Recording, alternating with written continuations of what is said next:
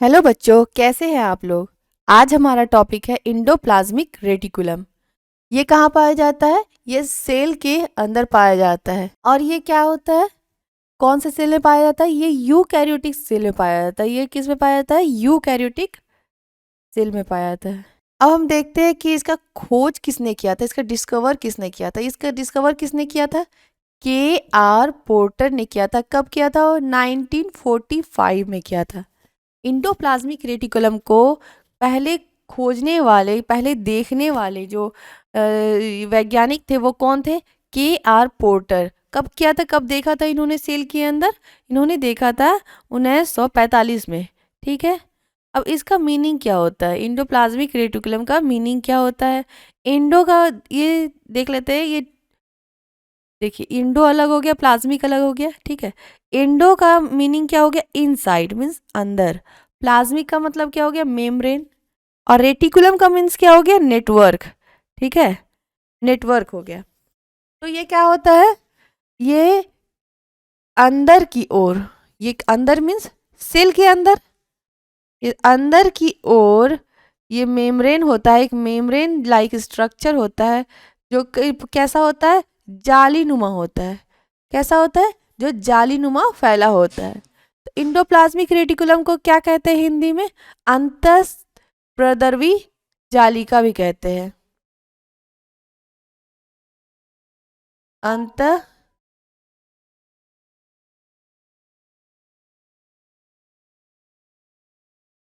जालिका कहते हैं, अंतःप्रद्रवी जालिका कहते हैं इसको। किस इंडोप्लाज्मिक रेटिकुलम को हिंदी में क्या कहते हैं? अंतःप्रद्रवी जालिका कहते हैं। ठीक है। अब आगे देखते हैं। इंडोप्लाज्मिक रेटिकुलम को हम लोग क्या करते हैं? किससे डिनोट करते हैं? ER से डिनोट करते हैं। ये क्या है? Endoplasmic reticulum is a network of flattened sac. ठीक है, सैक मतलब थैली जैसा, sac and tubes in cytoplasm, tubules in cytoplasm. ये क्या होता है? इंडोप्लाज्मिक रेटिकुलम कैसा होता है? ये कहाँ होता है? ये साइटोप्लाज्म में होता है। सेल के अंदर कहाँ होता है? साइटोप्लाज्म में फैला होता है। और कैसा होता है? थैली नुमा रचना होती है जो ट्यूब मतलब नलिकाएं जैसी लगती है। और क्या होती है? साइटोप्लाज्म में फैली होती है और पतली और चपटी होती है। ठीक है। इसकी थिकनेस, ये जो थैली नुमा रचना है उसकी थिकनेस कितनी होती है? ये देखिए, ये क्या है हमारा? ये न्यूक्लियस है। ये क्या है? ये न्यूक्लियस है। और ये क्या है? न्यूक्लियर मेम्ब्रेन है, जिसका बाहर इसको न्यूक्लियर इन्वलप या न्यूक्लियर मेम्ब्रेन भी कहते हैं। और ये क्या होता है? ये क्या है? ये जो थैली नुमा, ये सैक लाइक स्ट्रक्चर दिख रही है आपको, ट्यूब्यूल्स जैसा जो दिख रहा है, यही है इंडोप्लाज्मिक रेटिकुलम। ठीक है। और ये क्या होता है? ये न्यूक्लियस से जुड़ा होता है। और कहीं कहीं पर क्या होता है? प्लाज्मा मेम्ब्रेन में जाकर के ये खुलता है कहीं कहीं पर। और ये क्या होता है? ये देखिए, ये ट्यूब जैसा बना होता है। और इसकी जो मोटाई होती है, ये इसकी जो थिकनेस होती है वो कितनी होती है? वो क्या होती है? 50 to 60 एंगस्ट्रम होती है। 50 to 60 एंगस्ट्रम होती है। और ये क्या होता है? It is jointed as nuclear membrane to plasma membrane. कहीं कहीं पर, हाँ, कहीं कहीं पर ये क्या होता है? प्लाज्मा मेम्ब्रेन से भी जुड़ी होती है। ये प्लाज्मा मेम्ब्रेन है जैसे, तो ये क्या होता है? कहीं कहीं पर ऐसे जा करके ये जो ट्यूब है ये जा करके इससे जुड़ती है। और रेगुलर ये बनती कहाँ से है? ये बनती है न्यूक्लियर मेम्ब्रेन से, न्यूक्लियर इन्वलप से। ठीक है। आगे देखते हैं। ये इंडोप्लाज्मिक जो रेटिकुलम है, ये जो ER है, ये कितने प्रकार के होते हैं? 2 टाइप के होते हैं। ये 2 प्रकार के होते हैं। कौन कौन से होते हैं? अब ये होते हैं एक रफ इंडोप्लाज्मिक रेटिकुलम, और एक कौन होते हैं? Smooth endoplasmic reticulum. ये क्या है? स्मूथ इंडोप्लाज्मिक रेटिकुलम है। और दूसरा क्या है? Rough endoplasmic reticulum. ये क्या होता है? रफ मीन्स क्या हो गया? अगर ये जो आपके इंडोप्लाज्मिक रेटिकुलम के जो ऊपर ये ग्रैन्यूल गोल गोल जो रेड रेड दिख रहे हैं आपको, ये क्या है? राइबोसोम है। ये राइबोसोम जो इसके ऊपर लगे होते हैं, तो इसी इसी वजह से इसको क्या कहते हैं? रफ कहते हैं, ये खुरदुरी कहते हैं। इसको हिंदी में क्या कहते हैं? खुरदुरी इंडोप्लाज्मिक, खुरदुरी अंतःप्रद्रवी जालिका कहते हैं। ठीक है, इसको और भी कौन नाम से जानते हैं? एक इसको क्या कहते हैं? ग्रैन्यूल्स। हाँ, तो इसको क्या कह दिए? ग्रैन्युलर इंडोप्लाज्मिक रेटिकुलम भी कहते हैं। और दूसरा क्या है? स्मूथ। स्मूथ मीन्स चिकनी हो गई, तो जिसके ऊपर ये ग्रैन्यूल्स, जो ये राइबोसोमिक ग्रैन्यूल्स जो कणिका हैं वो नहीं लगेंगी, तो वो क्या हो गई? स्मूथ हो गई, वो चिकनी चिकनी दिखेंगी। देखिए ये चिकनी चिकनी दिख रही है, क्लीन क्लीन दिख रही है, तो ये कौन से इंडोप्लाज्मिक रेटिकुलम हो गई? ये स्मूथ इंडोप्लाज्मिक रेटिकुलम हो गई। ठीक है, और ये दो प्रकार के हैं, हम लोग देख लेते हैं। फर्स्ट, पहला क्या है? Rough endoplasmic reticulum. इसको क्या कहते हैं? इसको डिनोट किससे करते हैं? RER, R for rough endoplasmic reticulum. ठीक है, तो ये, और इसको किस नाम से जानते हैं? Granular endoplasmic reticulum. इसको ग्रैन्युलर्स क्यों कहते हैं? क्योंकि इसमें कण होते हैं। ये जो इंडोप्लाज्मिक रेटिकुलम है, इसमें क्या जुड़े होते हैं? कण जैसे स्ट्रक्चर जुड़े होते हैं, वो इसको, इस वजह से इसको क्या कहते हैं? ग्रैन्युलर इंडोप्लाज्मिक रेटिकुलम कहते हैं। इसका पॉइंट क्या क्या है देखते हैं।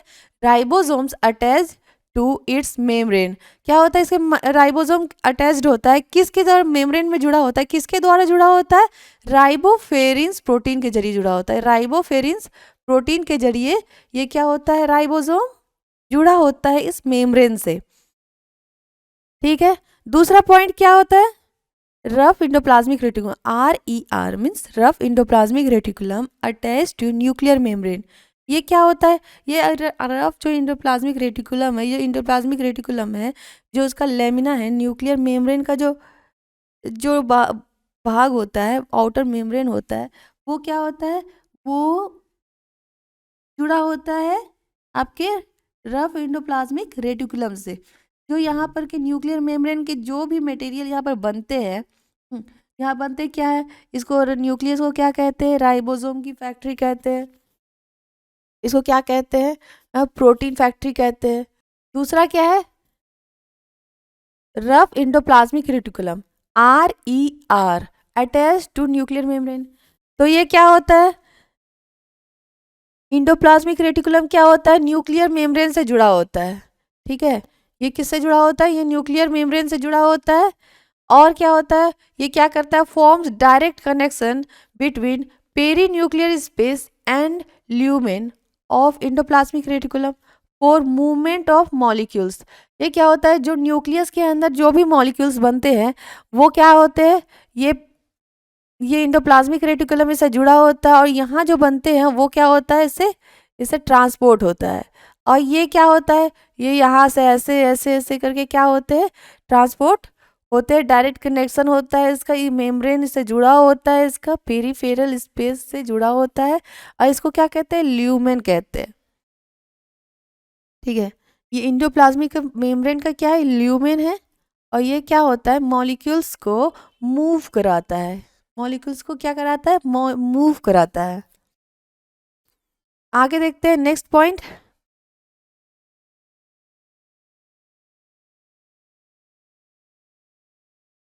ये नेक्स्ट पॉइंट क्या है? Important in synthesis. किसके लिए जरूरी होता है? सिंथेसिस। किसके सिंथेसिस के लिए जरूरत है? देखते हैं। Packaging and secretion of protein किसके लिए होता है? ये इंडोप्लाज्मिक, रफ इंडोप्लाज्मिक रेटिकुलम क्या करता है? ये इसके ऊपर राइबोसोम रहते हैं, तो इसके कारण ये क्या बनाता है? ये प्रोटीन बनाता है, और इसके प्रोटीन सिक्रीट करता है, और क्या करता है? पैकिंग करता है। जब प्रोटीन बन गया है, राइबोसोम ने प्रोटीन बना लिया है, तो क्या करेगा? वो क्या करेगा? वो तो कहीं ना कहीं यूज करेगा ना, वो अपने पास तो नहीं रखेगा। वो प्रोटीन को क्या करता? पैक करता है, और जो इम्पोर्टेंट पार्ट है जहाँ पर प्रोटीन की नीड है, क्या करता है? वहां पर उसको भेजता है, उसको सिक्रीट करता है वहां से। नेक्स्ट क्या है आपके? Composed of cisternae. ये क्या होता है? सिस्टर्नी ये क्या बनाता है? सिस्टर्नी बनाता है। सिस्टर्नी, ये जो इस तरह सैक लाइक स्ट्रक्चर जो बनता है, इसको क्या कहते हैं? ये सिस्टर्नी कहलाता है। ये नलिका जैसी संरचना को क्या कहते हैं? सिस्टर्नी कहते हैं। ये क्या बनाता है? सिस्टर्नी बनाता है। नेक्स्ट क्या है? अब नेक्स्ट क्या है? Abundantly found in liver cell and pancreas cell.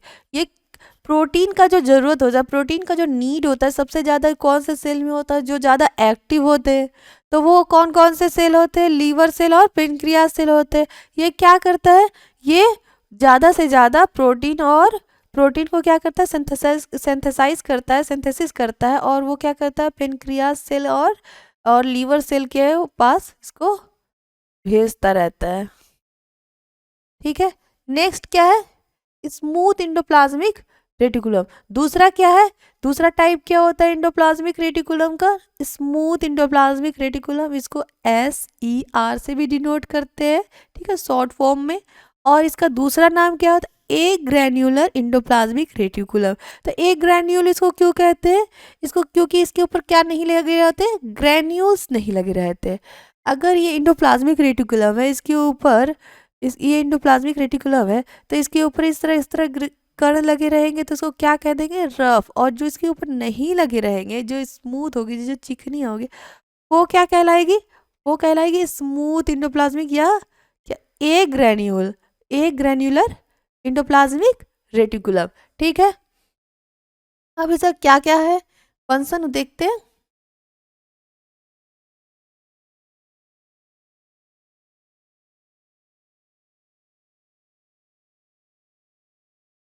ये क्या है, इंडोप्लाज्मिक, स्मूथ इंडोप्लाज्मिक रेटिकुलम। ठीक है, इसका फर्स्ट पॉइंट क्या है, ये इसमें क्या नहीं होता है, इसमें ग्रैन्यूल्स में तो राइबोसोम है। ग्रैन्यूल्स ये कण ऐसे ही तो थोड़ी ना, ये क्या है, ये राइबोसोम है। और ये राइबोसोम नहीं पाया जाता है तो इसको क्या कहेंगे, इसमें राइबोसोम अब्सेंट होता है। ठीक है, राइबोसोम अब्सेंस, पहला पॉइंट तो ये हो गया। दूसरा पॉइंट क्या हो गया, composed of tubules and branches. ये क्या होता है, ये ट्यूब्यूल्स और ब्रांचेस से बना होता है। देखिए यहाँ पर इसका ये कैसा है, ट्यूब्यूल्स जैसा, ट्यूब जैसा बना होता है, और यहाँ पर कहीं कहीं पर क्या होता है, ऐसे ऐसे ये ब्रांचेस बनी होती है इसमें, इस तरह करके ब्रांचेस जैसी रचना बनी होती है। ठीक है, नेक्स्ट पॉइंट क्या है इसका,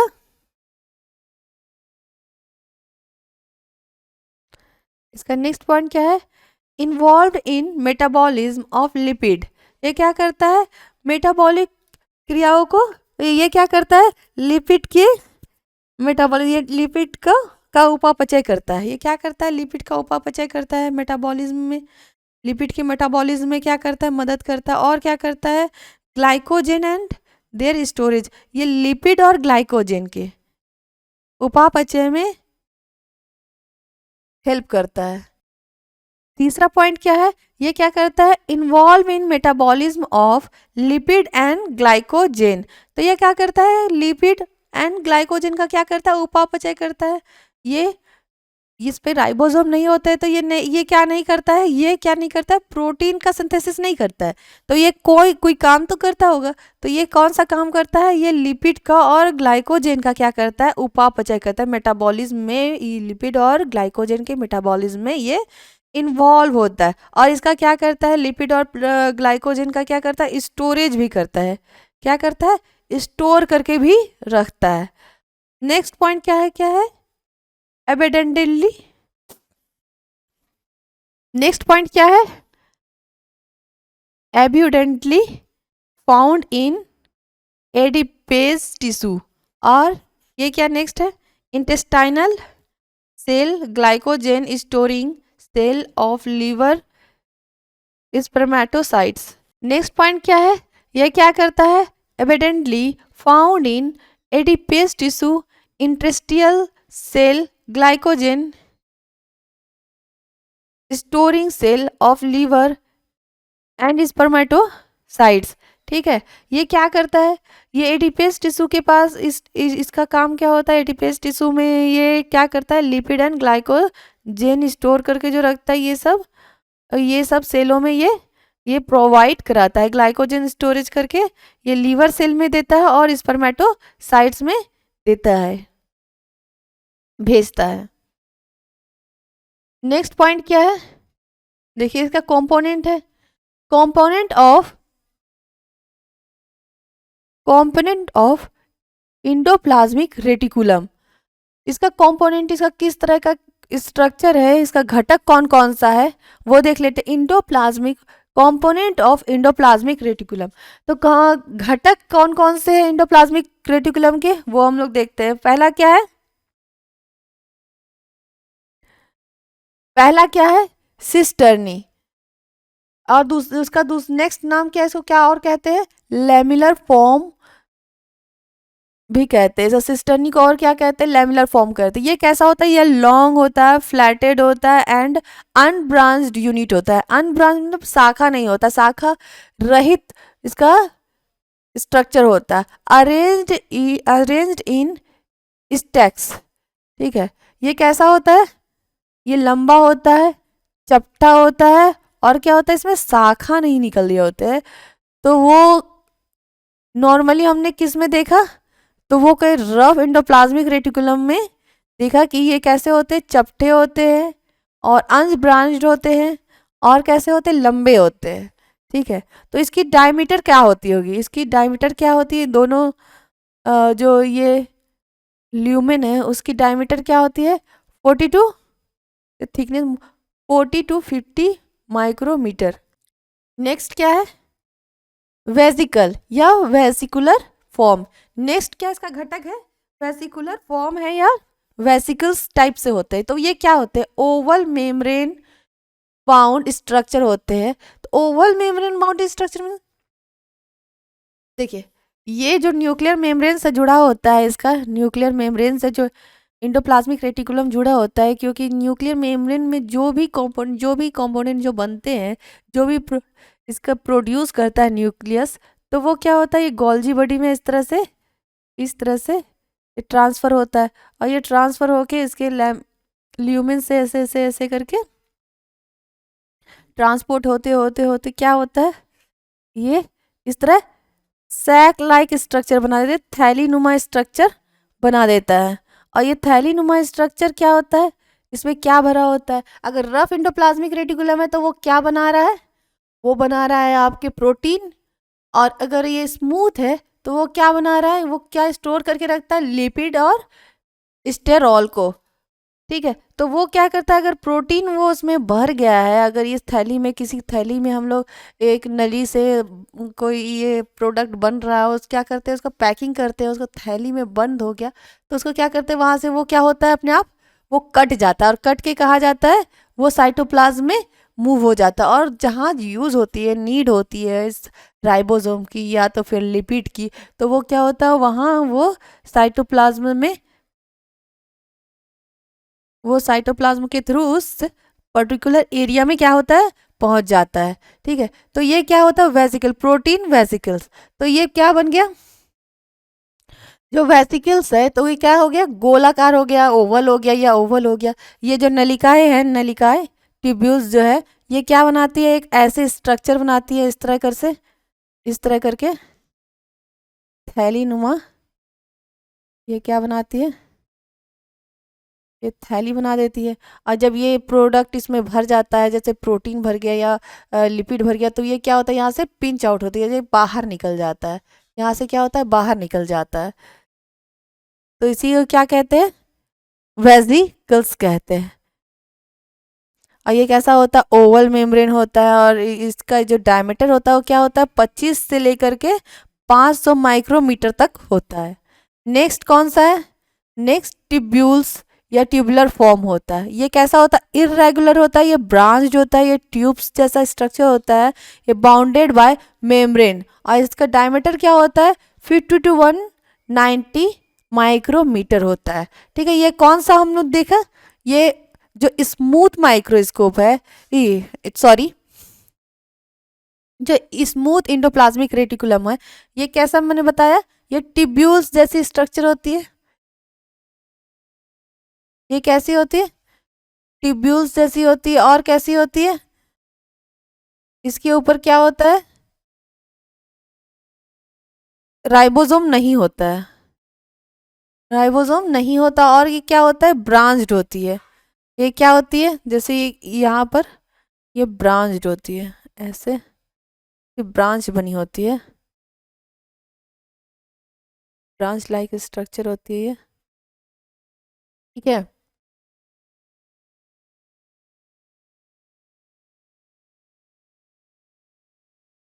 और इसमें कौन सा आ गया, ये वाले थर्ड वाले में आ गया कौन सा, स्मूथ आ गया, स्मूथ इंडोप्लाज्मिक रेटिकुलम आ गया। ये फर्स्ट वाले में कौन सा आ गया, रफ आ गया। और वेसिकल्स में वेसिकल्स वाला आ गया। ये इस तरह से होता है, जैसे कि ये रफ इंडोप्लाज्मिक रेटिकुलम को देखेंगे तो कैसा होगा, ये क्या हो गया, इसमें राइबोसोम लगे हैं तो इसको क्या बोलेंगे, रफ इंडोप्लाज्मिक रेटिकुलम।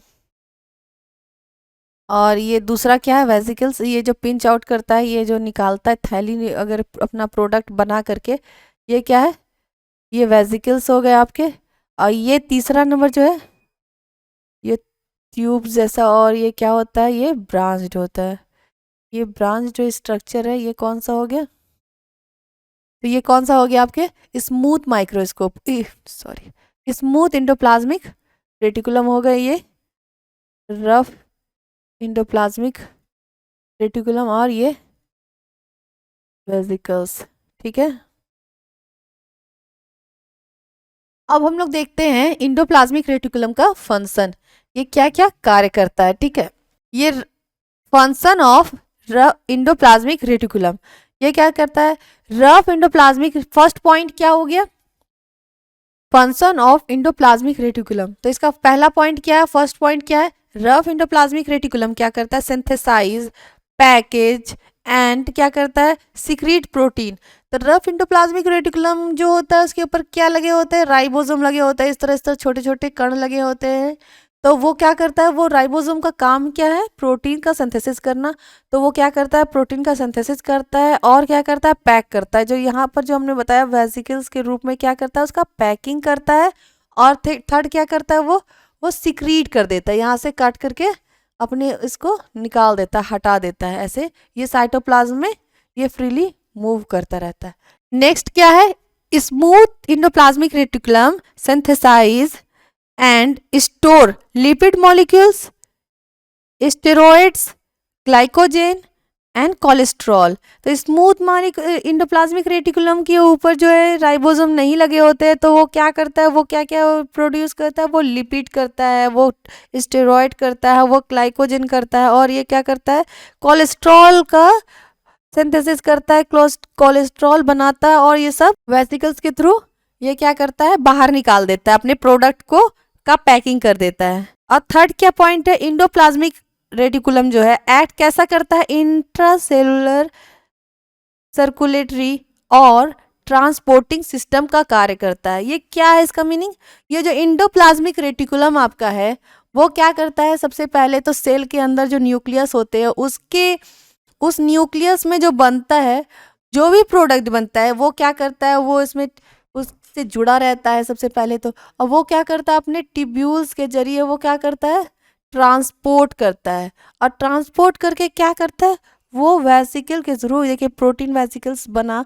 और प्रोटीन वेसिकल्स के थ्रू क्या करता है, वो बाहर निकाल देता है उस प्रोडक्ट को, पैकिंग कर देता है। तो उससे क्या हो जाता है आपके, वो एक तरह से आपके सेल के अंदर जो है सर्कुलेट कर रहा है, ट्रांसपोर्ट का काम कर रहा है। इंट्रासेलुलर मीन्स क्या हो गया, आपके सेल के अंदर, इंट्रासेलुलर एक्ट मीन्स क्या हो गया, सेल के अंदर जो ट्रांसपोर्ट है, जो सर्कुलेटरी सिस्टम है। तो जैसे कि न्यूक्लियस हमारा न्यूक्लियस से जुड़ा होता है, जिसके कारण न्यूक्लियस में जो बन रहा है प्रोडक्ट वो क्या करता है, न्यूक्लियस से बाहर ले आता है, किसके थ्रू लाता है, वो टिब्यूल्स के जरिए लाता है। और टिब्यूल्स ला करके वो क्या करता है, साइटोप्लाज्म में वो उसको ट्रांसपोर्ट कर देता है, साइटोप्लाज्म में उसको क्या करता है, ट्रांसपोर्ट कर देता है। तो ये जो सेल के अंदर के जो सर्कुलेशन को जो रेगुलेट करता है, एक्ट करता है, तो वो क्या कहता है, सर्कुलेटरी सिस्टम को, सेल के अंदर के सर्कुलेटरी सिस्टम को जो रेगुलेट करता है उसको क्या कहते हैं, कौन करता है, वो इंडोप्लाज्मिक रेटिकुलम करता है। नेक्स्ट क्या है, RER, रफ इंडोप्लाज्मिक रेटिकुलम क्या करता है, पिंच ऑफ का होता है, किस चीज का, सर्टेन टाइनी प्रोटीन का। जो प्रोटीन जो बनता है राइबोसोम में, वो टाइनी प्रोटीन को क्या करता है, वेसिकल्स के थ्रू बाहर करता है, पिंच आउट करता है। और क्या करता है, ये कहाँ फ्यूज करवाता है, ये गोल्जी बॉडी में इसका यूज होता है, तो वहां उसको दे देता है। नेक्स्ट पॉइंट क्या है आपके, endoplasmic reticulum is a part two cytoplasmic क्या है, वैक्यूलर सिस्टम। ये साइटोप्लाज्म में क्या करता है, वैक्यूलर सिस्टम के रूप में कार्य करता है। नेक्स्ट क्या है, mechanical support and shape to cell. ये क्या करता है, सेल को, जो हमारे जो सेल है उसको क्या करता है, यांत्रिक क्या करता है, सपोर्ट देता है। ये क्या करता है, मैकेनिकल सपोर्ट देता है। ये mechanical support and shape to cell, तो ये सेल को क्या करता है, ये सेल को आकार देता है और क्या करता है, मैकेनिकल सपोर्ट देता है। ठीक है, ये क्या करता है, मैकेनिकल सपोर्ट देता है और क्या करता है, शेप देता है। नेक्स्ट क्या है, कंटेन मैनी एंजाइम्स। ये क्या करता है, बहुत सारे एंजाइम को यूज करता है, बहुत सारे एंजाइम का सिक्रीशन करता है। नेक्स्ट क्या है, site of biogenesis of cellular membrane. ये क्या करता है, सेलुलर मेम्ब्रेन को, सेल के अंदर के जो मेम्ब्रेन है उसको क्या करता है, बायोजेनाइज करता है। ठीक है, और नेक्स्ट क्या है, form new nuclear membrane after each nuclear division. तो ये क्या करता है, ये जो न्यूक्लियर मेम्ब्रेन है, ये जो इंडोप्लाज्मिक रेटिकुलम है, ये जो इंडोप्लाज्मिक रेटिकुलम क्या करता है, ये जब सेल डिवाइड करता है, जब ये सेल डिवाइड करता है और दो न्यू डाउटर सेल बनाता है, तो ये जो न्यूक्लियर मेम्ब्रेन हुआ, ये गोल्जी बॉडी हुआ अंदर में सेल के अंदर, और इंडोप्लाज्मिक रेटिकुलम वो किससे बनता है, वो इसी इंडोप्लाज्मिक रेटिकुलम के झिल्ली से बनता है। ये क्या होता है, इसी इंडोप्लाज्मिक रेटिकुलम के झिल्ली से बनता है। नेक्स्ट क्या है, और लास्ट क्या है, form new nuclear membrane after each nuclear division. तो ये क्या होता है, जब न्यूक्लियर डिवीजन होता है, जो सेल डिवीजन होता है, जब सेल डिवाइड करता है, ये पेरेंट सेल से दो जब न्यू डाउटर सेल बनता है, तो ये क्या होता है, ये जो न्यूक्लियर मेम्ब्रेन और गोल्जी बॉडी और जो इंडोप्लाज्मिक रेटिकुलम जो बनते हैं न्यू, तो वो किसके वॉल से बनते हैं, किसके झिल्ली से बनते हैं, ये इंडोप्लाज्मिक रेटिकुलम के झिल्ली से बनते हैं। इंडोप्लाज्मिक रेटिकुलम की झिल्ली से न्यूक्लियर मेम्ब्रेन का निर्माण होता है। ठीक है, तो इसके फंक्शन को हमने देख लिया, ये क्या क्या करता है, राइबोसोम, ये रफ इंडोप्लाज्मिक रेटिकुलम के ऊपर क्या लगे होते हैं, प्रोटीन राइबोसोम लगे होते हैं, और जिसके कारण वो क्या करता है, प्रोटीन का सिक्रीशन करता है। दूसरा क्या है, स्मूथ होगा तो वो कौन कौन सा करेगा, लिपिड और क्या करता है, स्टेरॉयड और ग्लाइकोजन, कोलेस्ट्रॉल, ये सब का वो सिक्रीशन करेगा। अब वो ये सिक्रीट करके वो क्या करता है, एक सैक लाइक स्ट्रक्चर, वो एक थैलोनिमा रचना बनाता है, जिसके जरिए क्या होता है, वो अपने प्रोडक्ट को, जो प्रोटीन बनाता है, वो उसको क्या करता है, पर्टिकुलर एरिया पे जहाँ पर नीड होता है उसको क्या करता है, वो वहाँ पर भेजता है। तो हमने देखा कि ये किस तरह ये क्या करता है, सेल के सर्कुलेशन को, सेल के ट्रांसपोर्ट को करता है, प्रोवाइड करवाता है, सेल का ट्रांसपोर्टेशन करता है। तो ये स्ट्रक्चर हमारे सेल के लिए कितना इम्पॉर्टेंट है, सेल के सर्कुलेशन के लिए, सेल के प्रोटीन के लिए, प्रोटीन के इसके लिए, प्रोडक्शन के लिए ये बहुत इम्पॉर्टेंट ऑर्गेनेल्स है। ठीक है, इसको अब यहीं पर एंड करते हैं, और नेक्स्ट क्लास में हम लोग दूसरे ऑर्गेनेल्स के बारे में पढ़ेंगे। ठीक है, थैंक यू।